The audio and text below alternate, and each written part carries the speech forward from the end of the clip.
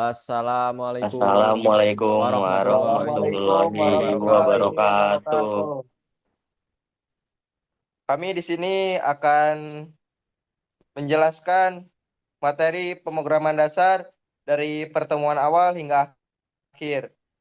Di sini pun ada anggota kelompok, saya sendiri, Nawaf Firmansyah. Dan saya Bayu Satrio. Dan saya Fauzal Madani Suhara. Next.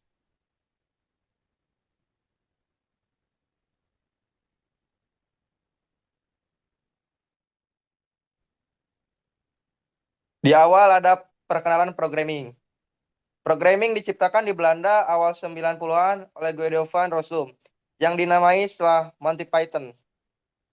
Lalu sumber terbuka dari awal dipertimbangkan sebagai bahasa scripting, tetapi lebih banyak scalable, berorientasi objek, dan fungsional dari awal. Dan programming ini digunakan oleh Google sejak awal.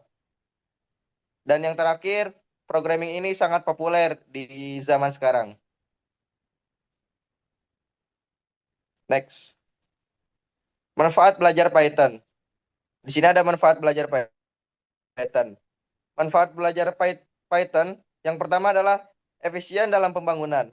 Python tidak hanya mudah dipelajari dan dikodekan, tetapi juga mempercepat keseluruhan proses pembangunan. Ini memiliki berbagai kerangka kerja, paket, perpustakaan, dan modul itu tidak mengharuskan Anda melakukan semuanya dari awal. Lalu yang kedua, sangat serbaguna. Dari proyek skala kecil hingga besar, Python bekerja dengan efisiensi yang sama.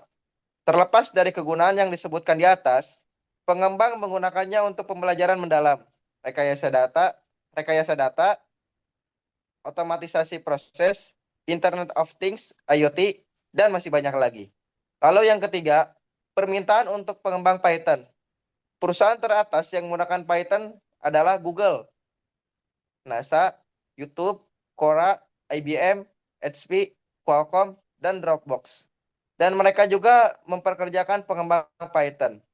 Pada tahun 2021, gaji rata-rata pengembang Python di Amerika Serikat adalah $110.840 per tahun. Kalau dikonversi ke rupiah, sekitar 1,5 M lebih per tahun. Jadi belajar Python dapat bermanfaat bagi karir Anda. Jika Anda ingin berkarir di dunia pemrograman, Anda bisa belajar Python dan bisa mendapatkan penghasilan dari proyek-proyek yang akan Anda kerjakan. Lalu yang terakhir, komunitas pendukung. Python memiliki komunitas pengembang yang luas yang dapat Anda hubungi jika ada keraguan atau pertanyaan. Jika Anda ada hal yang tidak dimengerti tentang bahasa pemrograman Python, Anda bisa menanyakan ke komunitas-komunitas pendukung sehingga Anda bisa lebih banyak belajar lagi dengan orang-orang di dalam komunitas tersebut. Next.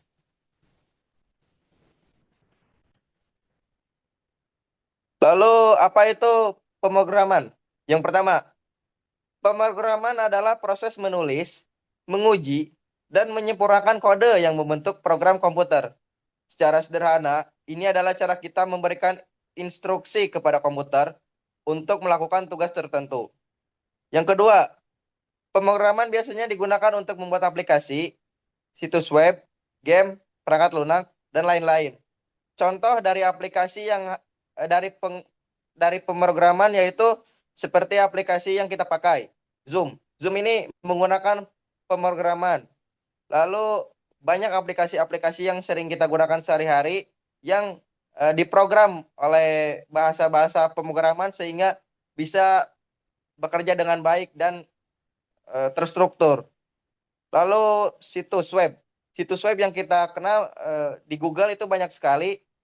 Seperti Wikipedia, itu Wikipedia bisa terbentuk karena pemrograman. Lalu game yang sering dimainkan seperti game Mobile Legends, PUBG, dan game-game yang lainnya. Yang awalnya itu dari pemrograman sehingga game itu bisa bekerja dengan baik. Lalu perangkat lunak. Perangkat lunak seperti gadget yang kita pakai, laptop, smartphone itu bisa bekerja karena dari pemrograman. Dan masih banyak lagi contohnya. Yang terakhir adalah contoh bahasa pemrograman. Sebenarnya contoh bahasa pemrograman sangat banyak sekali. Cuma yang kita tulis hanya tiga. C++, Python, Java. Dan fungsi-fungsinya pun masing-masing memiliki fungsi yang berbeda. Next. Lalu di sini ada perbedaan C++ dan Python. Apa sih perbedaan C++ dan Python? Jika C++, bahasa pemrograman berbasis objek dan berorientasi kinerja. Banyak digunakan untuk sistem operasi, game, dan aplikasi yang membutuhkan kinerja cepat. Sedangkan Python memungkinkan pemrogram menulis kode dengan lebih cepat, efisien, dan mudah dipelajari. Banyak digunakan untuk pengembangan web, analisis data, AI, pembelajaran mesin, dan otomatisasi. Di sini sudah jelas ya bahwasanya Python lebih mudah dipelajari karena kode-kode atau bahasa Python itu lebih simpel dibandingkan C++. Contohnya nanti akan dijelaskan lebih lanjut oleh teman saya. Next. Di sini ada tipe data C++ dan Python. Apa sih tipe data itu? Tipe data adalah klasifikasi data yang akan disimpan dalam suatu variabel. Setiap tipe data memiliki ukuran memori yang berbeda dan cara representasi yang berbeda di komputer. Di sini ada perbedaan tipe data C++ dan Python. Bilangan bulat. Bilangan bulat C++ in dan Python in. Di sini bilangan bulat tidak ada perbedaan dari C++ dan Python. Sedangkan di bilangan desimal kita mulai mengetahui perbedaannya. Di C++ kita menggunakan float dan double. Sedangkan di Python hanya menggunakan float. Lalu karakter. Di sini pun ada perbedaan. C++ menggunakan char, sedangkan Python menggunakan str.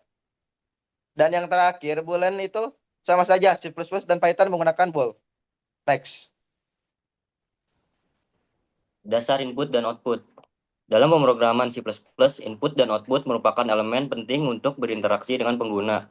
Input digunakan untuk menerima data dari pengguna, sedangkan output digunakan untuk menampilkan hasil atau pesan kepada pengguna. Ada pula beberapa kriteria dari input dan output. Yang pertama, input, kalian bisa memasukkan nama pengguna, lalu kalian juga bisa memberikan angka untuk operasi matematika, dan kalian juga bisa memilih opsi menu dalam sebuah program. Dan output, yang pertama, kalian bisa menampilkan hasil perhitungan di layar. Yang kedua, kalian bisa menyimpan laporan dalam bentuk file teks. Yang ketiga, kalian bisa memberikan pesan keberhasilan atau kesalahan. Dan jadi input dan output adalah elemen penting dalam pemrograman karena menjadi jembatan antara pengguna dan program. Dan memahami cara kerja input dan output membantu programmer membuat aplikasi yang interaktif dan bermanfaat. Dan juga latihan praktis dengan berbagai metode input dan output di bahasa pemrograman yang berbeda akan memperkuat pemahaman kita. Next. Percabangan if dan if else. If adalah pernyataan kondisi yang digunakan untuk membuat keputusan berdasarkan kondisi tertentu. Jika kondisi yang diberikan benar, maka blok kode dalam if akan dieksekusi. Jika kondisinya salah, maka blok kode dalam if akan dilewati dan program akan melanjutkan ke pernyataan setelah blok if. If else merupakan perpanjangan dari if yang memungkinkan program melakukan tindakan alternatif jika kondisi if tidak terpenuhi. Di if else kita bisa menentukan blok kode yang akan dieksekusi jika kondisinya salah. Dan jika ada yang lebih dari satu kondisi yang perlu diperiksa, maka digunakan else if statement. Pada else if, program akan memeriksa setiap kondisi secara beruntun. Jika salah satu kondisi terpenuhi, program akan menjalankan blok kode yang sesuai dan melewati sisa kondisi lainnya. Jika tidak ada kondisi yang terpenuhi, blok else akan dijalankan. Ada pula struktur if dan if else, yaitu sangat penting untuk membuat keputusan dalam program. Contohnya, dalam sebuah kalkulator, program akan memutuskan apakah akan menjumlahkan, mengurangi, mengalihkan, atau membagi berdasarkan input pengguna. Next, fungsi switch cache. Switch cache adalah salah satu struktur kontrol di C++ yang digunakan untuk mengambil keputusan berdasarkan nilai ekspresi tertentu. Struktur ini sangat berguna ketika kita mempunyai banyak kondisi untuk diperiksa dan kondisi tersebut didasarkan pada nilai tetap. Lalu ada fungsi switch cache. Yang pertama, menyederhanakan kode untuk mengurangi kompleksitas dan meningkatkan keterbacaan program. Yang kedua ada efisiensi. Dalam beberapa bahasa, switch cache lebih cepat dibandingkan dengan if else karena menggunakan tabel pencarian. Lalu yang ketiga ada pengelompokan logika, berguna untuk menangani beberapa kondisi yang saling eksklusif. Next. Lalu ada keuntungan dan kekurangan switch cache. Yang pertama ada keuntungan. Yang pertama, efisiensi. Switch cache lebih cepat dibandingkan kondisi if else untuk kasus dalam jumlah besar. Yang kedua, membaca lebih mudah. Struktur switch cache lebih terorganisir sehingga lebih mudah dipahami. Lalu ada kekurangannya. Yang pertama, tidak mendukung rentang nilai. Misalnya kasus 1 hingga 10 itu tidak valid. Yang kedua, hanya mendukung tipe data diskrit seperti int atau char, tidak fleksibel untuk kondisi kompleks seperti di if. Yang ketiga, tidak fleksibel untuk kondisi kompleks seperti if else. Next. Nah, di sini ada pengantar Python. Apa sih Python itu? Nah, Python adalah bahasa pemrograman tingkat tinggi yang pertama kali dirilis oleh Guido van Rossum pada tahun 1991. Nah, Python sendiri dirancang untuk meningkatkan produktivitas pemrograman dengan fokus pada kode yang mudah dibaca dan efisien. Nah, jadi Python sendiri lebih mudah dibandingkan C++ sendiri. Nah, fitur utama Python meliputi interpreted atau tidak perlu dikompilasi, dijalankan langsung oleh interpreter. High sampai level, mungkin abstraksi yang lebih baik dari detail perangkat keras. General purpose dapat digunakan untuk berbagai jenis aplikasi. Nah, keunggulan Python sendiri memiliki keunggulan yang pertama, sintaks sederhana. Nah, sintaks sederhana itu gimana? Mudah dipahami, terutama untuk pemula. Beda dengan C++, sintaksnya mungkin lebih rumit dibandingkan Python sendiri. Nah, Python memiliki sintaks yang bersih dan mirip dengan bahasa manusia. Yang nomor dua, komunitas besar, dokumentasi dan dukungan yang melimpah. Nah, Python memiliki komunitas yang luas dan aktif sehingga banyak sumber daya yang tersedia secara gratis. Nah, yang ketiga, kaya pustaka bawaan dan eksternal yang lengkap untuk berbagai kebutuhan. Nah, Python memiliki banyak pustaka untuk berbagai keperluan seperti pengolahan data, pembelajaran, mesin, dan pengembangan web. Nomor 4, portabilitas atau bisa dijalankan di berbagai sistem operasi tanpa perubahan signifikan. Nah, untuk struktur dasar Python tersendiri itu Python tersendiri menggunakan indentasi atau spasi atau lab untuk menentukan blok kode. Tidak seperti bahasa pemrograman lain seperti C++ atau Java menggunakan tanda kurung yang seperti ini untuk menandai blok kode. Nah, indentasi wajib di Python. Jika indentasi salah atau tidak seragam, program akan menghasilkan error. Nah, yang terakhir tidak membutuhkan tanda titik koma. Setiap baris kode Python tidak memerlukan tanda titik koma. Nah, itu bedanya sama C++. Nah, C++ itu biasanya menggunakan titik koma, sedangkan di Python tidak memerlukan tanda titik koma untuk menandai hasil akhir perintah, kecuali jika Anda ingin menuliskan beberapa pernyataan dalam satu baris. Itu pun tidak direkomendasikan untuk keterbacaan. Nah, untuk percabangan Python sendiri, yaitu hampir sama kayak C++, yaitu menggunakan if dan else. Nah, definisinya if adalah pernyataan kondisi yang digunakan untuk membuat keputusan berdasarkan kondisi yang diberikan. Nah, jika kondisi yang diberikan benar, maka blok kode di dalam if akan dieksekusi. Dan jika kondisi salah, maka blok kode di dalam if akan dilewati dan program akan melanjutkan ke pernyataan setelah if blok if. Nah, contoh program if else dan if else akan dijelaskan oleh Nawaf.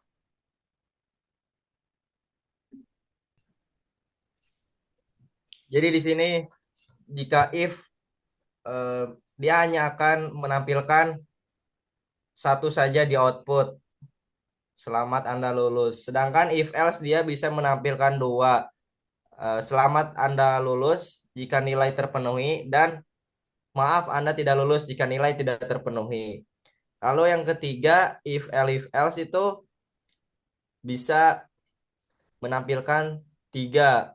Yang pertama itu nilai memenuhi lebih dari 90, maka hasil outputnya akan menampilkan nilai Anda A. Jika nilai Anda tidak kurang dari 75, lebih dari 75, maka yang keluar di output adalah nilai Anda B. Nah, yang terakhir, jika nilainya kurang dari 75, maka hasilnya di output nilai Anda C. Sekian presentasi dari kelompok kami. Mohon maaf apabila ada kesalahan kata. Wabillahi taufiq wal hidayah.